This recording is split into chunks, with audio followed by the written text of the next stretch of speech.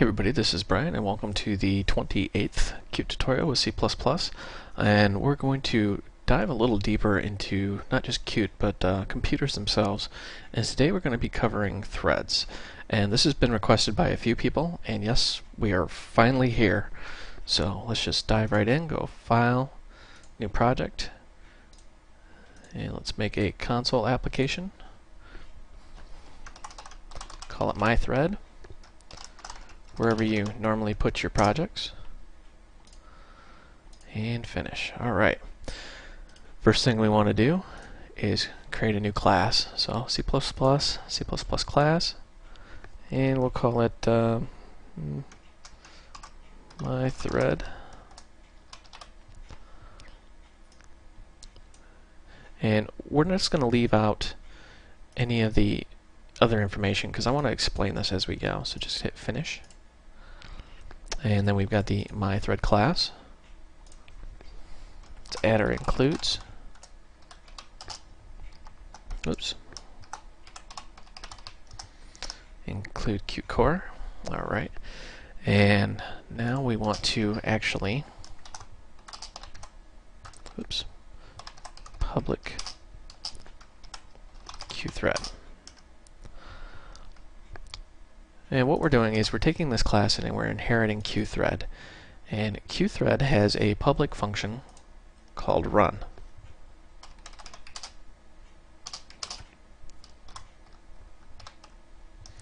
And you see we are overriding that function. And what this is when you start the thread, this is the function that's going to be called run. So let's go into our implementation here and let's actually make our includes.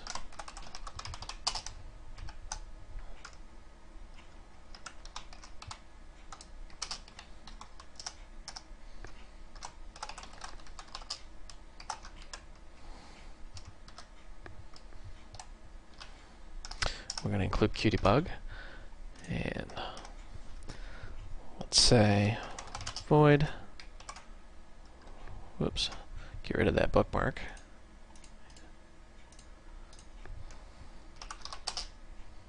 my thread, and run. Alright, now we've got our code. And this is what's going to be triggered when the thread is run. I should say when the thread is started, sorry. This may sound confusing, but we're going to explain this really quick here.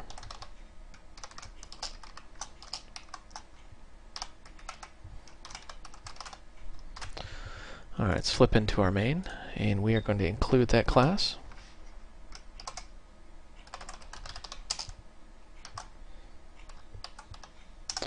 My thread.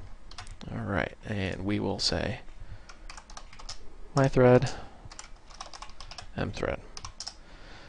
Now that we have an instance of that thread, we need to start that thread. So we'll say mthread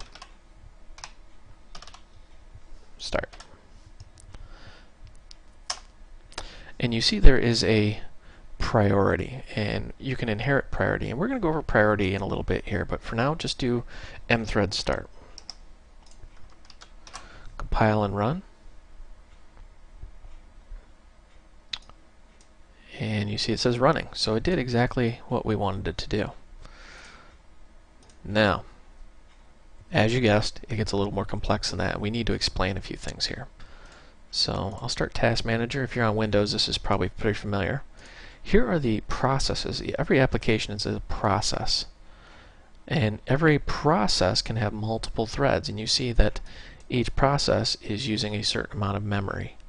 Well, each thread, as you guess, uses a certain amount of memory. And you can take these and you can set the priority. Real-time, high, above, low, blah, blah, blah. Basically what you're doing is saying that the CPU is going through and it's giving each one of these processes a slice of time to work with. If you increase the priority, you're saying, okay, you get a bigger chunk of the available time.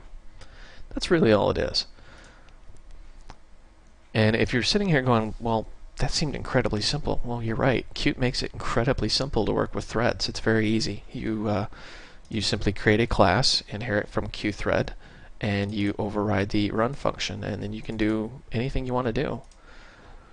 Now, let's expand this class a little bit, because I think this example was a little too easy. So what we're going to do here is say QString name, and we're going to have the ability to name our thread. So let's just save that. Go into here, and we're going to call this mthread1.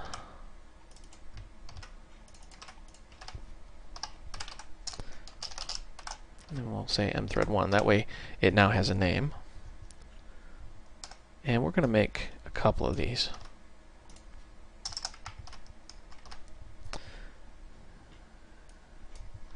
Say 2, 2, 2, and let's say 3, 3, and 3. And let's grab this. We now have 3 threads. Now, each thread is going to run the same code. Each time you fire up this thread, it's going to call this right here. So what good are threads? Well, if you're running an application and you want to do something that's going to take a very long time, like let's say you want to count to 1 trillion, but you don't want your application to lock up, you want it to be able to do other things, that's what a thread is. You say, here, go do this task and go away, and the thread goes into the background, does its task, and then you can query it later and say, what's your status? So what we're going to do here is we're going to say this name running. And let's just save it, fire this up. And sure enough, thread 1, 2, and 3 all ran. Now let's get a little more complex here. And let's just say for int, oops, help if I could spell for int I equals 0, I less than, and let's just say 1,000. I plus plus, in other words, we're going to increment I. And we are going to just simply print out the thread along with the number. And this will show you the real power of threads, and it's going to look like a big blur, but you'll understand it once you see it run. And it went very quickly because I have a pretty hefty computer. We didn't count very high, but you can see here thread 2, 998, thread 1, 999, thread 3, 989. So as you see, these are all running at the same time. They're all counting. Let's expand this number out. Much larger here. Let's run this. And you can see it's counting. And you can see that each thread is running independently. I don't know if the video is picking it up fast enough, but I can see 2, 1, 3, and you see the numbers just incrementing, incrementing, incrementing. So that's how threads work. You can run multiple threads at a time. That is the bare bone basics of how the QThread and how threads in general work. We're going to cover this over some more videos because this actually gets a little more complicated, especially when you start accessing variables. You need things that are called locks, and I'm running out of time in this video, so we just simply won't cover it in this one. But this is Brian. Thank you for watching. I hope you found this video educational and entertaining, and stay tuned.